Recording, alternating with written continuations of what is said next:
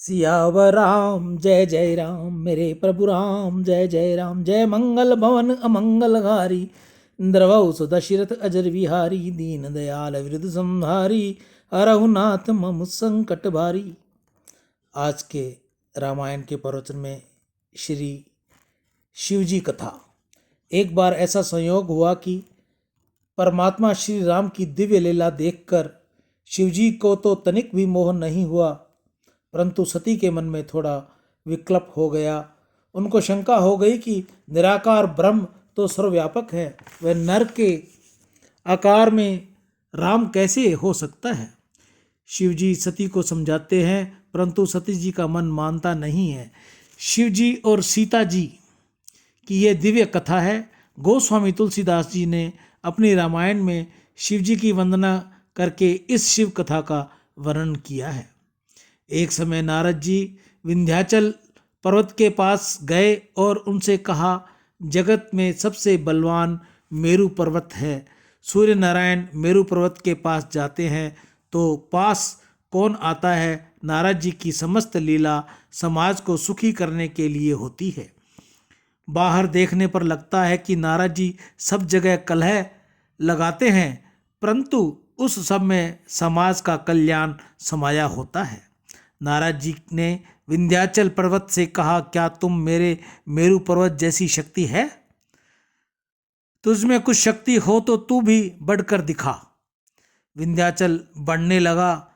वह इतना बढ़ा कि सूर्य नारायण से जगत के एक भाग को प्रकाश मिलना बंद हो गया। जगत में हाहाकार हो गया, सर्वत्र भय छा गया।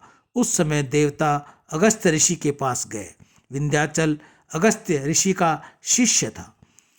अगस्त्य ऋषि उस समय काशी में रहकर शिवजी की आराधना कर रहे थे। देवताओं ने अगस्त्य ऋषि से कहा, तुम विंध्याचल को समझाओ तभी वह मानेगा।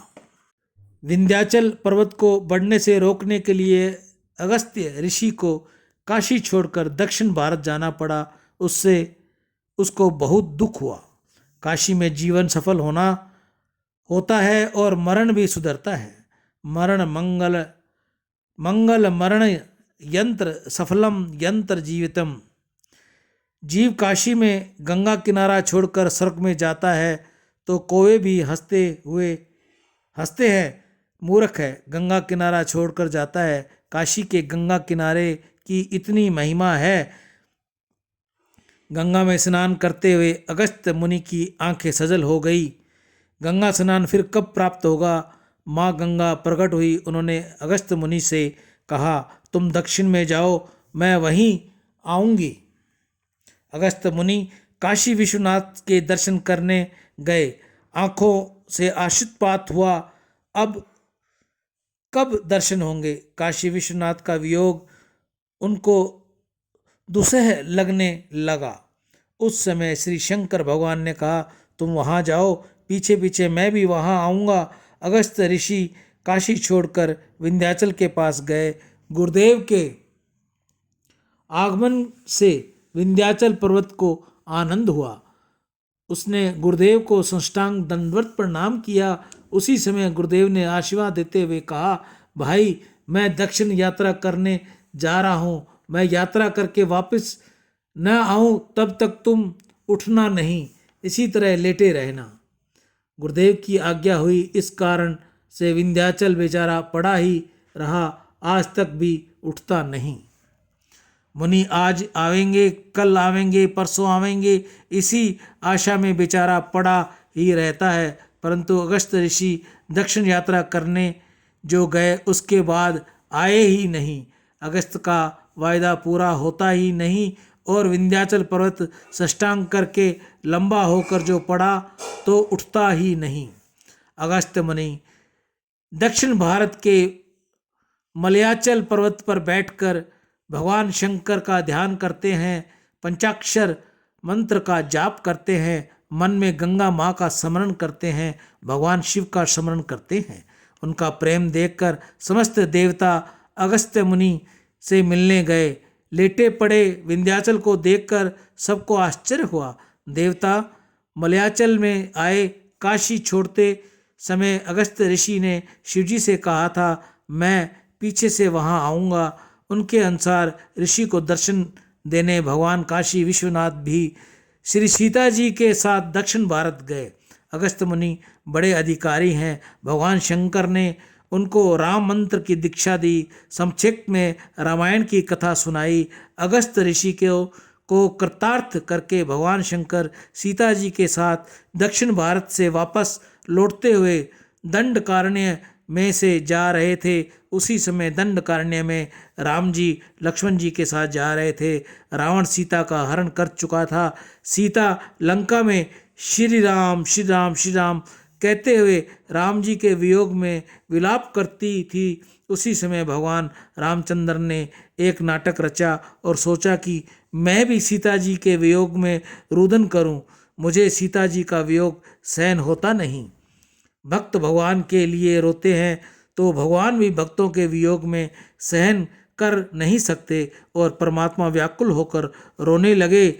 लंका में सीता जी राम जी के ध्यान करती है और राम जी सीता जी का ध्यान करते हैं। यह तो भगवान की लीला है। श्री सीता राम जी का कभी वियोग होता ही नहीं। हे सीते कहकर राम जी विलाप कर रहे हैं, रुदन कर रहे हैं। लक्ष्मण जी समझा रहे हैं प्रभु किसी किसी वृक्ष को आलिंगन देते हैं। बड़े बड़े ऋषि दंडकारण्य में वृक्ष बनकर रहते थे। हजारों वर्षों तक उन्होंने तपस्या की, परंतु बुद्धि में से काम का विकार न आया। काम अत्यंत सूक्ष्म है। ऋषियों ने विचार किया कि राम जी हमको अपनाएंगे तो बुद्धि में से काम हट जाएगा। अति पापी भी शमशान में बावला हो जाता है। ऋषि दंडकारण्य में वृक्ष बने हुए थे। सभी प्रकार का अभिमान छोड़कर परमात्मा से मिलने की भावना से दंडकारण्य में वृक्ष रूप से प्रकट हुए थे। राम जी ने उन्हें अपना लिया। जिस मार्ग पर राम जी विलाप करते हुए जा रहे थे उसी मार्ग से भगवान शंकर सती के साथ आ रहे थे। सियावर राम जय जय राम, मेरे प्रभु राम जय जय राम। गीता गंगा गौ माता की जय। आज 18 फरवरी 2023 शिवरात्रि शनिवार, मासिक शिवरात्रि। आज की हरे चारे की सेवा गौशाला समिति हनुमानगढ़ टाउन राजस्थान। आज के दानदाताओं में आपको नाम बता दूं। दान से अंतःकरण की शुद्धि होगी, भगवत कृपा मिलेगी। प्रमोद कुमार अपने पुत्र शरद अरोड़ा की दीर्घ आयु सद्बुद्धि गौ माता उनको दे, पढ़ाई में अव्वल दर्जा हो, माता पिता की सेवा करे और हर काम में उसको सफलता मिले, ऐसी उनकी मंशा है और गौ माता से प्रार्थना है। विजय कुमार सी पंजवानी अहमदाबाद। आज की सेवा पुनः बता दूं। प्रमोद कुमार जी अपने पुत्र शरद अरोड़ा की रक्षा, दीर्घ आयु व सफलता के विषय पर गौचारे की आज शिवरात्रि को सेवा रही। विजय कुमार जी सी पंजवानी अहमदाबाद की भी आज सेवा रही। आप में से भी कोई और भाई बहन अगर गौशाला में हरे चारे की सेवा करना चाहे, नंदीशाला में हरे चारे की सेवा करना चाहे तो नंदीशाला की सेवा हम कल की करेंगे। वीडियो पर हमारा नंबर दिया हुआ है। जो यूट्यूब पर क्षमा चाहूँगा, जो पेटीएम, गूगल पे व फ़ोनपे पर है। आप में से जिसने भी श्रद्धा सेवा भेजनी हो तो कृपया हमें फ़ोन करें, स्क्रीनशॉट भेजें ताकि जल्द से जल्द आपकी सेवा गौमुख तक, नंदीशाला तक पहुंच सके। ये सेवा आप अपने वहाँ भी कर सकते हो अगर आपको सुविधा मिले, नहीं तो हम आपकी सेवा के लिए तैयार हैं। ईशु हरवानी, हनुमानगढ़ टाउन राजस्थान। जय गौ माता, जय गोपाल राम।